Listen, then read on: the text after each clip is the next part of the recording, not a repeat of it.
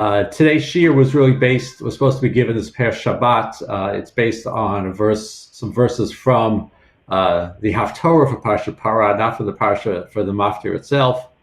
The Haftorah comes out of Sefer Yechezkel, and the reason I was doing the Shiur was not just because of Parshat Parah, but because tonight is my mother's first yahrzeit, so it was given for the Aliyah for Neshama, Chaya Bat Zelig, was my mother, Aleha Shalom.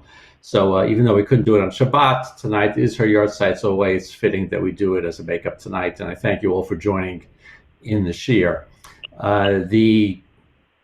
Hopefully, even though looking at the list, I think pretty much all of you, most of you, were not in a Beit Knesset this Parshat Shabbat. You did open up a Chumash and look at the Haftorah for Parshat Parah, but we'll go off of there, and I'll try to fill you in as I go. I'm really going to be starting from, and if you don't have the source sheets of your Tanakh handy, and you open up, if you can grab, open up the Yechezkel, Perek Lamed Vav, chapter 36 of Sefer Yechezkel, that's where we'll be going. I'm going to pick up really 2/3 of the way down the Haftorah, where the context is a prophecy of redemption, which is given by Yechezkel as to what God says will happen at the time when he redeems the Jewish people and brings them back from exile.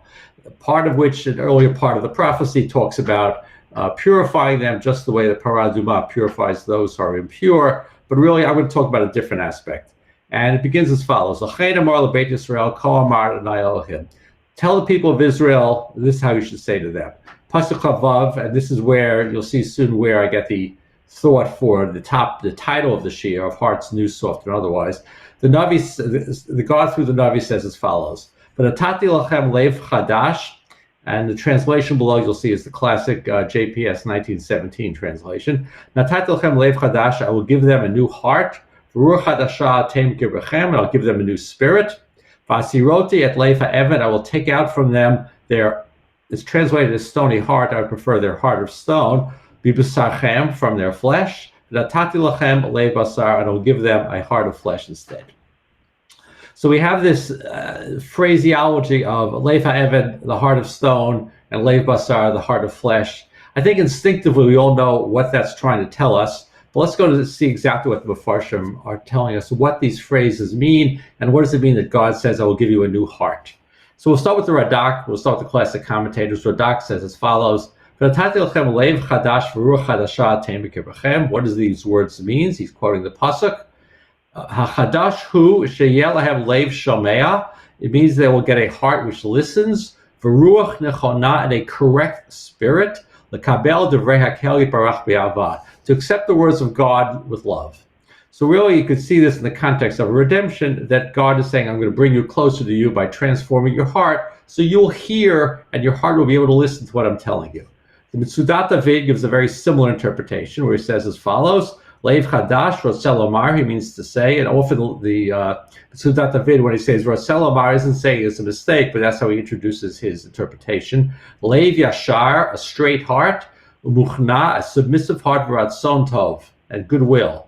Leiv ha'even, what is the stone heart? Leiv ha'chazak v'kashek ha'even, a strong heart that's hard as stone. And leiv basar, what does it mean in contrast? Leiv nechana, a servile, a docile, a tame heart. V'rach basar, that'll be soft like flesh. So really what you see through all these interpretations, and for the difference between stone and flesh, is that God is going to do something for us at the time of the redemption. There's going to be a change in character. In a way, you might even say, we all think of creation as something that happens back in Sefer Breshit, where the world was created all the way at the beginning. But this is telling us something different, that something is going to change in human nature at the time of the redemption. And God is going to change us in a way so that we can become listening and more attentive and more willing to hear what God is saying to us. Now that's from this past week's Parsha from Perek Lamed Vav. Now Yechezkel, like many of the Nevi'im, uses similar phraseologies in different parts of the Nevuah. If you were to go back, and you go back to Perek Yud Aleph, chapter 11 in Yechezkel, in Ezekiel, what you'll see is a very similar phraseology. There he says as follows: For the Tatil Hem Lev Achad, I will give them a single heart. V'ruach Hadasha Atem B'kibrachem, the same phrase. And I will give them a new spirit within you. V'asiroti Lev Ha'even B'sar Ram, and I will take out the stone heart from their flesh. For the Tatil Hem Lev Basar, and I will give them a heart of flesh. The main difference between the two phraseologies really is the introduction about Lev Echad, a single heart instead of a Lev Chadash. But also here the Navi's talking in the third person. What I will give to them, the first phrase which we use in our Haftorah is we're talking in the second person more directly to the people. But when you look at the commentators, they give you a very similar interpretation. Again, let's go back to the Radak, because he's how we started with the first pasuk. He says as follows: lachem poneh el haduafot ela libam yeh biyuchad el levado. I'm going to give them a heart to fear God, and they will no longer be what I will summarize and say as two-faced, and having two different beliefs and vacillating between following God and not following God. The type of thing which, if you go back to, for example, Eliyahu Navi also complains. The people say, choose. You have to choose one or the other. Either choose God or choose Baal. Those are the words of Eliyahu. And here the words of Yechezkel are basically saying the people will change so that they will have a single belief in God. And Leif ha'even, chazak ha'even, again, strong like stone, l'kabel tochachot musar, to be able to accept the words of Musar that are given by God, and alei basar, ki basar hu rach, because the flesh is soft, v'yeli bam rach l'kabel musar. Their heart will be soft to be able to accept the Musar which they're hearing from God. So turn to the second page. I would like to turn to what the Gemara in Talmud Bavli, Masechet Sukkot says, and uses about our phrase, this idea of leiv basar and leiv ha'even. And there's a period that begins. The Rosh Rabbi Avira says, some say Rabbi Yeshua Levi says, Shiva Shemot Yesh Lo Yetzer Hara. There are 7 different names that are given to the Yetzer Hara, and each one of them is supported by a pasuk. I'm just going to go through what the names are. I'm not going to quote the pasukim, but they're all in Tanakh. You'll be able to find them if you look, and if you need sources, let me know afterwards. As follows: HaKadosh Baruch Hu, what does God call the Yetzer Hara? He calls it Ra. Okay, he calls it evil. Okay, number 2, Moshe Rabbeinu, what does he call it? He calls it Arel, uncircumcised.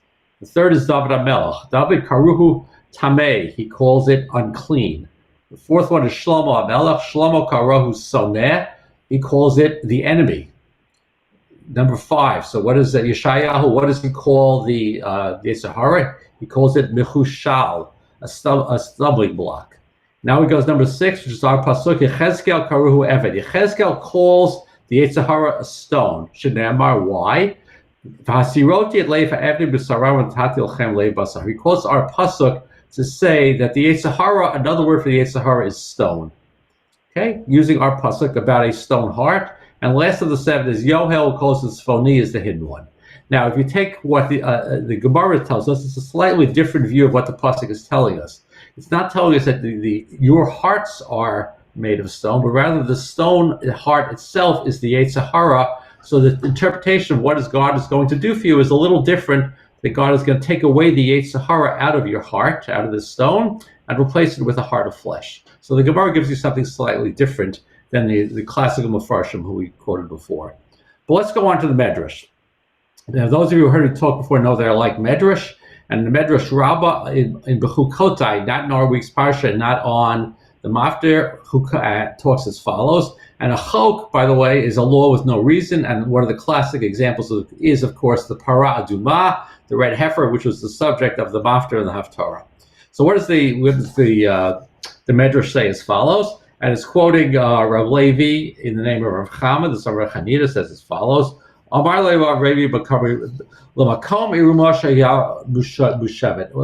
is it comparing itself to? A place that is a desert place that's in turmoil, so that's surrounded by enemy troops. Now, what are they doing? Masa Melech, what did the king do? Hoshivbo Kosruinus, which is a Greek word, Achad B'Shvul Shamro. He put a mighty warrior into the desert to guard it. Kachamar Kadosh Baruch Hu. This is what God said.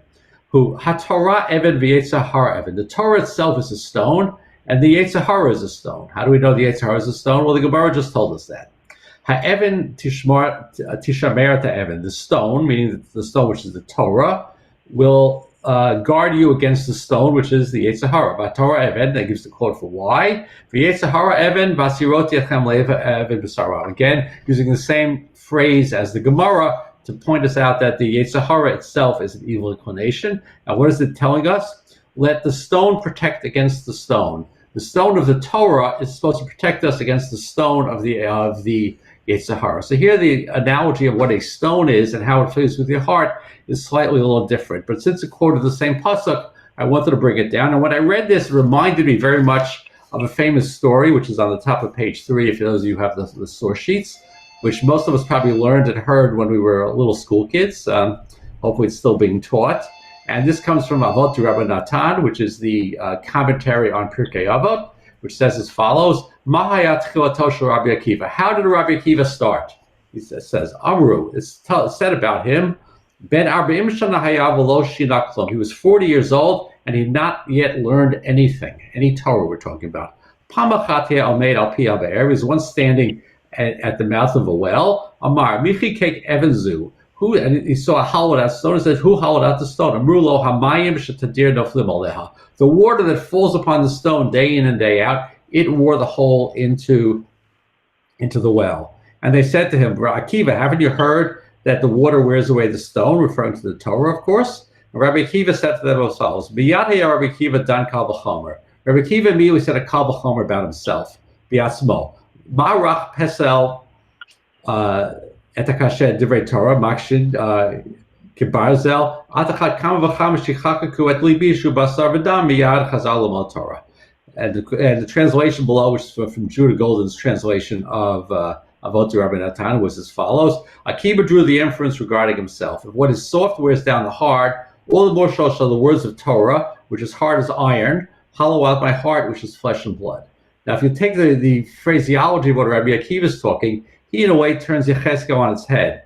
Here he's talking about his heart, which is a bad heart, a heart that hasn't learned. You would think he would refer to his heart as a heart of stone, but Rabbi Akiva refers to the opposite. He refers to it as a heart of flesh and blood. Meaning he saw his own heart, in a way, as a heart which is available and able to accept the Torah, and the Torah as the stone which will then wear away the evil from his own heart. So Rabbi Akiva, in a way, turns the phraseology of Yechezkel backwards in order to learn a kal v'chomer about himself. Now, of course, if he had not learned any Torah at that time, I doubt if he knew the words of Yechezkel, but one never knows. The next source I have here, source number 6, is from the Abarvanel, which asks a question, which is a little more philosophical than I usually like to talk about, but he asks a question as follows. If God, and just to paraphrase what's in the Abarvanel, if God was going to transform your heart and soul, your heart, so that you'll be accepting Torah and accepting God's words, to take away the evil, Yitzhahara from your heart and the stone heart from you, he asks that Hazesh, this is in the middle of the quote, by the way, in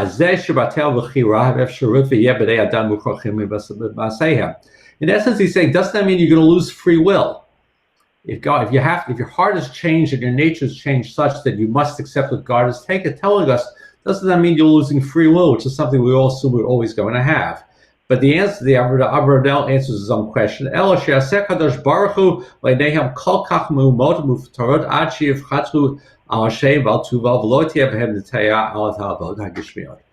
what's going to happen is God is going to perform such good deeds and so many events, and someone who witnessed it really is going to have no choice but to accept the truth of what he's seeing from God. And because of that, he himself will transform himself to accept God's word based on what he saw, and from his own free will, really convert his heart from that heart of stone into the heart of flesh, having heard what God said.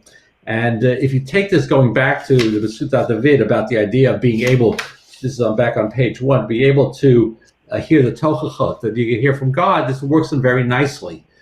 With the Abarvanel saying you'll be able to open up your heart to what God hears, because of what he shows you will be something you're going to accept just because of the sheer weight of the evidence, as the lawyer in me and the lawyer of some of the others on the phone would probably word it.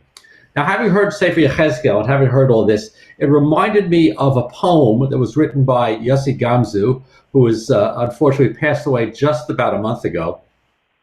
Yossi Gamzu was a famous Israeli writer, famous Israeli poet. When he died, he was eulogized by the president of the company as the spirit of modern Hebrew.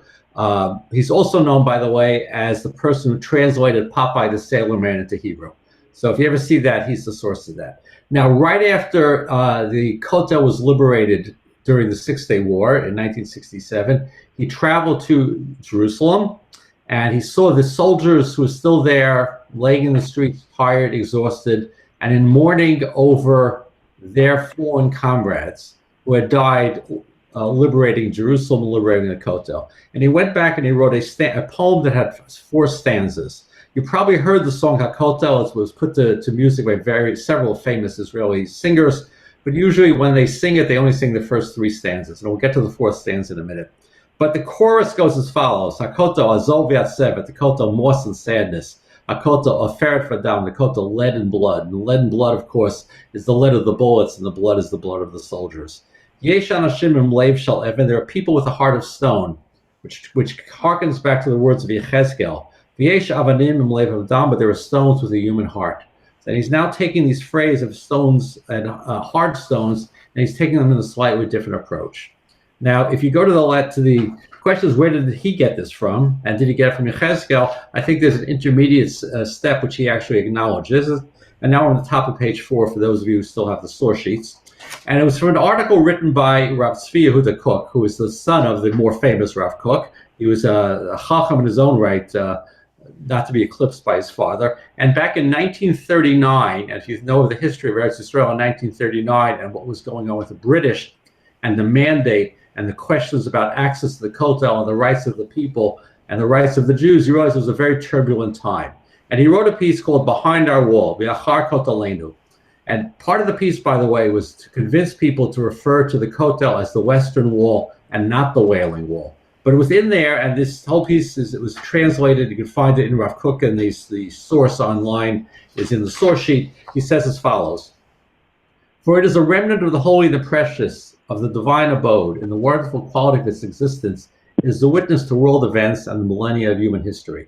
And it goes as follows: Yesh levavot v'yesh levavot. There are hearts and there are hearts. Yesh levavot adam v'yesh levavot avadim. There are hearts, human hearts, hearts of man and hearts of stone. Yesh avanim v'yesh avanim. There are stones and there are stones. Yesh avnei domeh. There are stones that are silent. V'yesh avanim levavot. There are stones which are hearts. So what Rav Kook has done is clearly, knowing the language of Yechezkel, is in a way he's turned it into a totally different metaphor. He's turned the stones that we would say, Yechezkel is saying have to be transformed into hearts, saying the stones of the Kotel, you know what? They've already been transformed. Those are the hearts. There are people who have hearts of stone, but these stones are the hearts. So in essence, he's taken what Yechezkel's talked about man and put that into the Kotel as part of what's there. And the stones, they talk about the Kedusha of the stones, and the Kedusha has never left the Kotel from us. So those are the stones, and those are our hearts. In talking about the poem HaKotel, the Kotel, Gamzu acknowledged that the source for his poetry, for this very famous poem, in fact, was Rav Kook, and the source of Rav Kook is clearly Yechezkel, which is clearly our Haftorah where we started about 20 minutes ago. And what he in fact does is, in the 4th stanza of the poem, which I quoted at the bottom of the page, he in fact pays a little bit of tribute to Rav Kook, where he refers to the Harav Yashish Batfilah, the old rabbi who's standing at the Kotel, engaged in prayer. We're talking about him at the Kotel, engaged in prayer, a day or 2 or 3 after the Kotel was liberated back in 1967. And he's referring to that Rav. When he does so, he acknowledges he's referring to a Rav Kook. So when you go back, if you want to listen to the song HaKotel, by all means, but I suggest you also go back, find the full verse, the full 4 stanzas of the poem, and see the source for Rav Kook. So here's the question to summarize. What does this all have to do with my mother? Because this shiur is supposed to be for the Aliyah for Neshama. And what does this all have to do with us as we sit here closeted in our homes today and wondering what's going to be? Let me answer the second question first, because it's a little easier for me to talk about. So that's the second question. I think the approach you could have to the Haftorah, to the words of Yechezkel, are different ways of doing it. One approach, I think, was simply to be, okay, we have this nevuah, sometime Achrit Hayamim, the Messiah will come along the Mashiach, God will bring us back to the land, and he's going to change us. It's a good approach, it's valid, it's worthy, and I agree with that, we should say that. But I think the better approach is the approach of Rav Kook and the approach of Yossi Gamzu. Because what their approach wasn't so much to simply say this is something that's in the nevuah. Their approach is to say, take what the Navi says, understand it, and make it part of what's there. Rav Kook took those words and put them into something solid about something he was experiencing in 1939, and put it into an approach where the words of the Navi has a very extreme relevance to what was going on then, and helped him explain his point of view, his approach to how to think of the Kotel, how to think of Yerushalayim at a time when there was a whole issue with the British as to whether a Jew would be allowed to set foot in front of the Kotel, whether a Jew would be allowed to blow shofar in front of the Kotel. He took the words of the Navi and he incorporated them into his response. And when you go then forward to 1967 and you look at Yossi Gamzu was not known as a Talmud Chacham or as a Chassid or as a religious man. He was known as a writer, as an author, as a poet, as a teacher. And he took the words that he heard from the Navi and from Rav Kook, and he put them into his poetry. For him, these were very real concepts. The idea of transforming a heart, the idea of a leiv ha'even and a leiv basar, this is something that he took, and he took into his own heart, into his own works, and transformed it into this beautiful poem, which we know today, which singers have sung, and which people still read. And comes Yom Yerushalayim in a few months, you'll see this poem being referred to many times, but the source for the poem is Yechezkel is alive and living in something we have to appreciate. And I think that's the lesson, the real takeaway from this, which is simply, it's not enough to simply say, okay, I'll wait for Mashiach should come, Amen. At that point, my heart will be transformed. But the trickier part and the harder part is to take the words of the Navi that you hear and figure out what they mean for you and how to work them into what you're thinking and doing and acting on today. So I think that's a better conclusion to take from here. But the first question I asked, which is the harder one, is, well, what does this have to do with my mother? So I'm going to tell you a story. Hopefully I'll get through it without breaking down. My mother told me once about how she saw her brother killed in front of her own eyes by the Nazis back in 1940-41. And the word she used at the time, she said she had to take her heart and turn her heart into a heart of stone. Whether my mother knew the words of Yechezkel, I don't know, but those were the words she used. And really, for the rest of her life, what she had to do is take her heart of stone, turn it back into a heart of flesh, and turn it back to the heart that we all had, the heart of a mother. And I think that was her mission over her whole life, which is at one point she needed a heart of stone, and she had it, but then she had to come back and have a heart of flesh, the heart of a mother.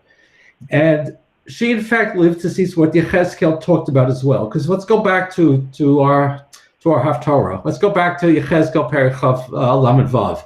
The Navi goes on and tells us part of his Nevuah ends as follows. Kol Amar Shem Anai Yisrael, B'yom Tari Etchem, the day when I purify you, which is how we come back to the Parshat Parah, which the Parah purifies us. B'yom Tari Etchem, B'kol Etchem, when I purify you from all your iniquities. V'oshavti et harim v'nivnu hacharavot. The cities will be inhabited and the waste places will be built up. And the land that was desolate will be tilled. Before that it was desolate, and the eyes of all the sight of all passed by. And they'll say, this land which was desolate became like a Gan Eden, like the Garden of Eden. Yashuvu, and the land that was waste and desolate, the cities that were fortified and inhabited. My mother made it to Eretz Yisrael in 1945. She was there in 1948. She saw the cities being re-inhabited. She saw the land being tilled. She saw the valleys green again. So she saw the words of Yechezkel come to be. So really it's a tribute for her to say, you know, at one point she saw the worst of what Yechezkel prophesied, the heart of stone, but yet she saw the beginning of the Nevuah. And let that be something we'll think about, and let's all hope that her Zchut Avot Yagid Aleinu, the merits of our forefathers, should watch over us these hard times, and may her Neshama have an Aliyah. Thank you all for joining me this evening, and if there are questions, please, by all means. And if there are questions, if you type them, it'll be a little easier for me to catch them. And if there are none, then give everyone a few more seconds, otherwise. Okay. Well, thank you all again, and I appreciate you joining me for this shiur for the Aliyah of my mother's Neshama, Chaya Bat Zelig, and I wish you all a good evening and good health, and next time let's hope the shiur is face-to-face. Thank you. Good night. Her Neshama should have an Aliyah. Yes. Amen. Absolutely. Your mother's Neshama should And I'm sure she's shipping nachas from you, Steve. Thank you. Thank you. It's Moti. Mati. Thank you, Mati. So we actually All have right. this, for those of you listening, the Shiur has actually gone international and bi-coastal. Okay. We should only hear Psarot Avot, Steve. Amen. Amen. Good night, everybody. Good night. Good night.